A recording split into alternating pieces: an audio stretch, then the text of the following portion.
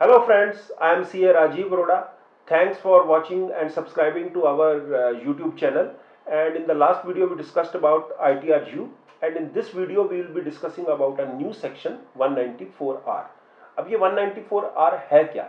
Recently budget में government of India ने एक सेक्शन इंट्रोड्यूस किया 194R. 194R उनके लिए है जैसे बहुत सारी कंपनीज एम्प्लॉयज़ के अलावा अपने डीलर्स को, अपने अदर वेंडर्स को कुछ इंसेंटिव्स देती हैं कैश और काइंड में, तो उसकी ट्रैकिंग नहीं हो पा रही थी। तो गवर्नमेंट ने इस सेक्शन को इंट्रोड्यूस करने का एक बेसिक पर्पस था कि वो जिस टाइप की भी वो बेनिफिट्स दे रहे थे, जब वो टूर्स दे रहे थे, वो गिफ्ट दे रहे थे, वो सैंपल्स दे रहे थे, तो उन चीज़ों की ट्रैकिंग हो जाए। क्योंकि वो जब कंपनी ने किसी को गिफ्ट या इंसेंटिव दिया तो वो कंपनी का तो एक्सपेंस हो गया, लेकिन सामने वाले की वो इनकम बन गई। लेकिन उस इनकम को कोई भी अपनी इनकम में रिपोर्ट नहीं कर पा रहा था और उसका ट्रैक इनकम टैक्स के पास बिल्कुल नहीं था। तो इस सेक्शन की वजह से इनकम टैक्स ने उन सारी ट्रांजैक्शंस को ट्रैक करने की कोशिश की। अब इसमें कोई भी रेजिडेंट या नॉन रेजिडेंट अगर किसी रेजिडेंट को बेनिफिट्स या परक्विजिट्स कुछ भी देता है कैश और काइंड में, तो ये सेक्शन 194R एप्लीकेबल होगा। ये विद इफेक्ट फ्रॉम 1722 एप्लीकेबल है और इस पे जो रेट ऑफ टीडीएस है वो है 10%।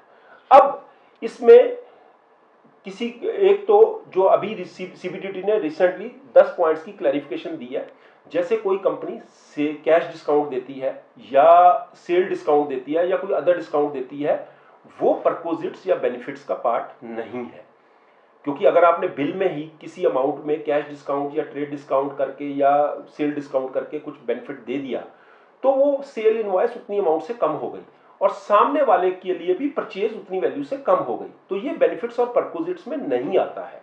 इसी तरह जो कैपिटल एसेट्स है, अगर मैंने किसी को कोई बोला कि आप इतना टारगेट अचीव करेंगे तो मैं आपको गाड़ी दूंगा, तो वो गाड़ी बेनिफिट या परक्विजिट्स है तो उस पर टीडीएस लगेगा। तो इस डेफिनेशन, इस सेक्शन में उन्होंने कहा कि कैश और काइंड, तो आप किसी को कैश में कोई बेनिफिट देंगे 1/7/2022 के बाद, और इसमें लिमिट क्या है कि 1 साल के अंदर अगर आप उस पर्सन को 20,000 से ज्यादा का बेनिफिट देंगे तो टीडीएस की इंप्लीकेशन आएगी। अब ये 20,000 कैलकुलेट कैसे करना है कि आपको 1/4 सेक्शन तो 1 जुलाई 2022 से एप्लीकेबल है, लेकिन 20,000 की वैल्यू कैलकुलेट करने के लिए वो एग्रीगेट वैल्यू है कि अगर वो साल में आप 5,000 करके भी वो सर्विस प्रोवाइड कर रहा है और टोटल वैल्यू 20,000 होती है, जिस दिन वो वैल्यू 20,000 होगी उस दिन ये सेक्शन 194R एप्लीकेबल हो जाएगा।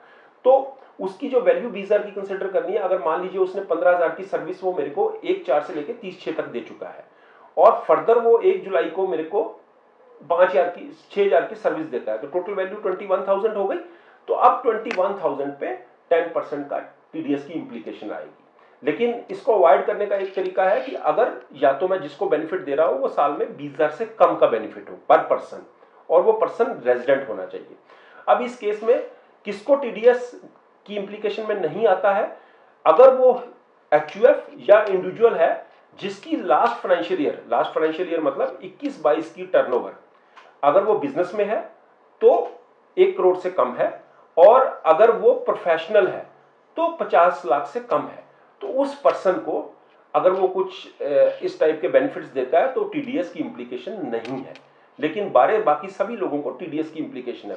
और अगर आप गवर्नमेंट को कोई सर्विस देते हैं, जैसे कोई गवर्नमेंट हॉस्पिटल है which is not into business, तो उस पे भी ये टीडीएस की इंप्लीकेशन नहीं है।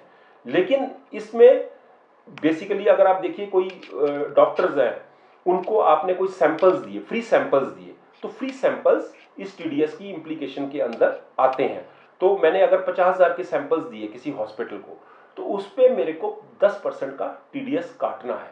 तो इसका बेनिफिट गवर्नमेंट को ये हो गया कि जितनी टाइप की इस टाइप के परक्विजिट्स, दिवाली गिफ्ट्स हो गए, आपके सेल्स प्रमोशन के एक्सपेंसेस हो गए, आपने किसी डीलर को बोला कि आप अगर एक्स टारगेट अचीव करेंगे तो मैं आपको यूरोप का टूर दूंगा। अब यूरोप का टूर विद फैमिली दे दिया आपने और उसका खर्चा मान लीजिए 8 लाख रुपए आया, तो 8 लाख तो उस कंपनी का एक्सपेंडिचर हो गया, लेकिन सामने वाले का कि वो उसने अपनी इनकम में कभी उसको शो ही नहीं किया।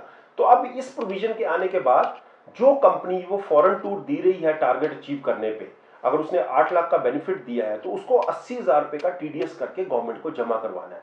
इससे क्या होगा कि जिसको उसने ये बेनिफिट दिया है उसकी भी इनकम में ये रिपोर्ट करना पड़ेगा।